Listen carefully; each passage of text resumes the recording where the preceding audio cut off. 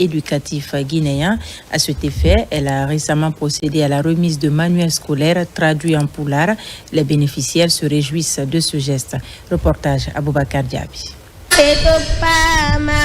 Dans le cadre de la promotion des langues nationales et l'alphabétisation des enfants, la structure Windy Djangi Adlan a procédé la semaine dernière à une cérémonie officielle de remise des manuels scolaires traduits en langue nationale poulard.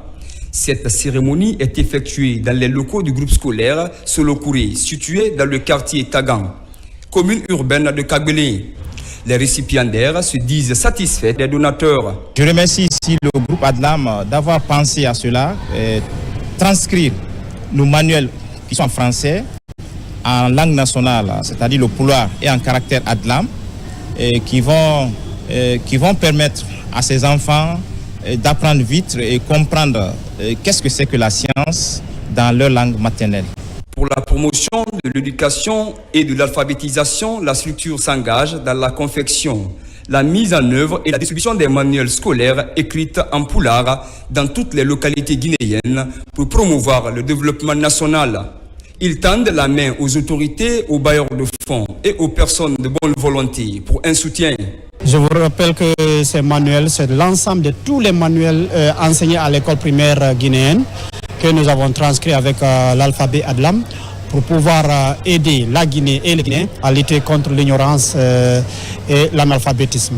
Nous voudrions que chaque Guinéen puisse lire et écrire, calculer, faire la science, la technique et la technologie dans cette écriture qu'on appelle Adlam, afin que la pauvreté, l'ignorance, l'analphabétisme quittent notre pays. Le directeur national de l'alphabétisation, de l'éducation non formelle et de la promotion des langues nationales, au nom de son ministre de tutelle, se dit satisfait du travail mené par le groupe Adlan et surtout pour leur contribution au développement national à travers l'alphabétisation. Cela pourrait faciliter le processus enseignement-apprentissage en apprenant dans la langue maternelle. L'enfant va facilement comprendre ce qu'il apprend, mais il va approfondir encore les connaissances dans sa langue.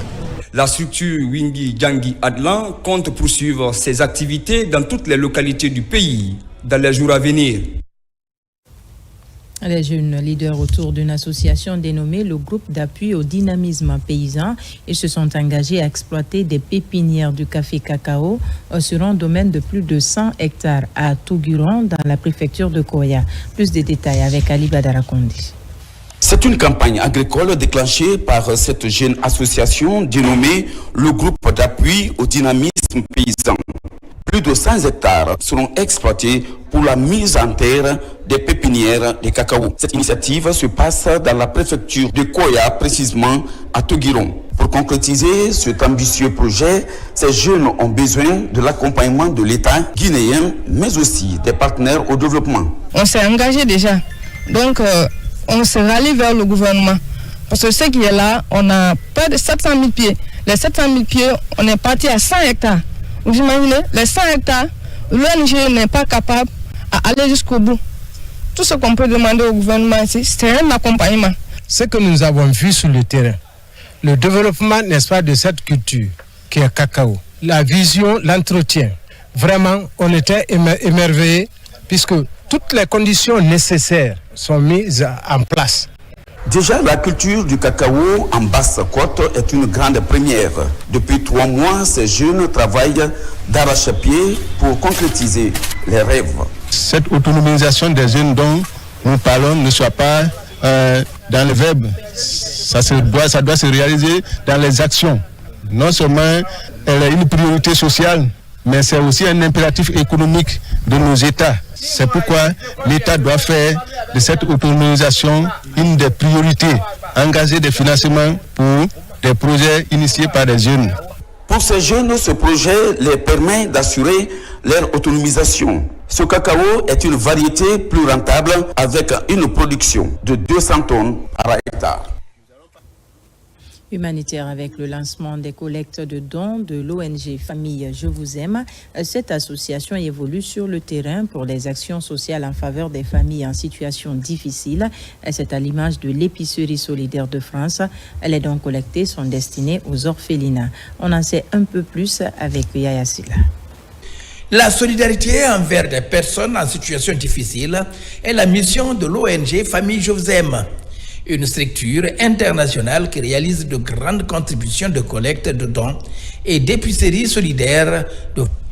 Elle s'organise à collecter des dons de toute nature offertes par des personnes de Bamseloka ici à Express de Koléa. Aujourd'hui, nous sommes au magasin U-Express de Guinée pour faire le lancement officiel de notre collecte solidaire pour l'ouverture prochaine de l'épicerie solidaire Famille Je vous aime Guinée, à l'image de notre association mère qui se trouve en France, Famille Je vous aime France. Depuis 2 ans, cette ONG Famille Je vous aime distribue de temps en temps les dons aux personnes atteintes de cancer dans les orphelinats et chez les prématurés à l'hôpital.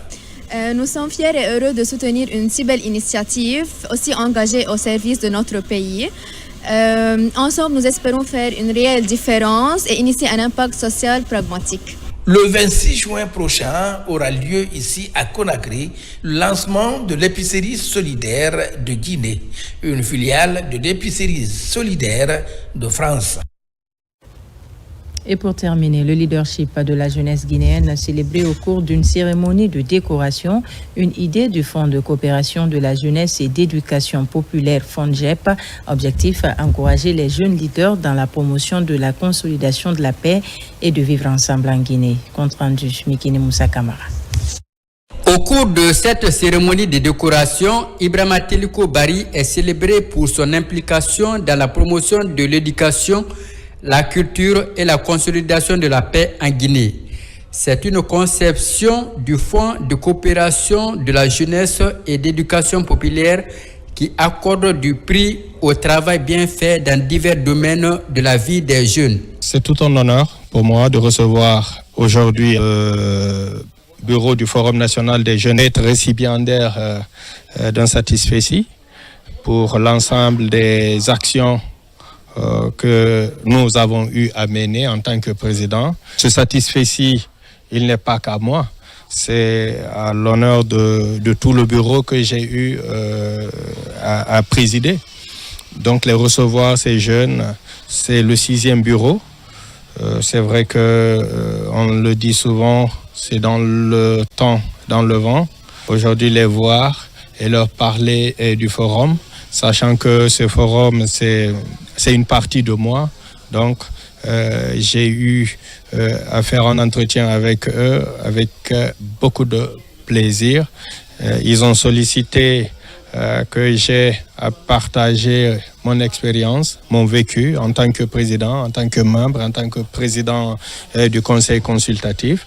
Et je crois j'ai parlé avec le cœur. Cette structure a pour mission de renforcer le développement des projets associatifs des jeunes. Le FONAGEP contribue également à la consolidation de la paix et aussi à la résolution des crises lorsqu'elles naissent dans notre société. Au cours de cette rencontre culturelle, la structure a été présentée aux différentes associations de jeunes. Les acquis, l'évolution, les défis et les perspectives sont énumérés pour mieux orienter les jeunes à l'échelle mondiale. Voilà qui m'a fait à ce journal. Merci de nous avoir reçus chez vous. L'actualité se poursuit sur notre site le www.rtgguinée.info. On se retrouve demain pour d'autres informations de la Guinée, notre paradis, terre de richesse et d'innovation. Bonsoir.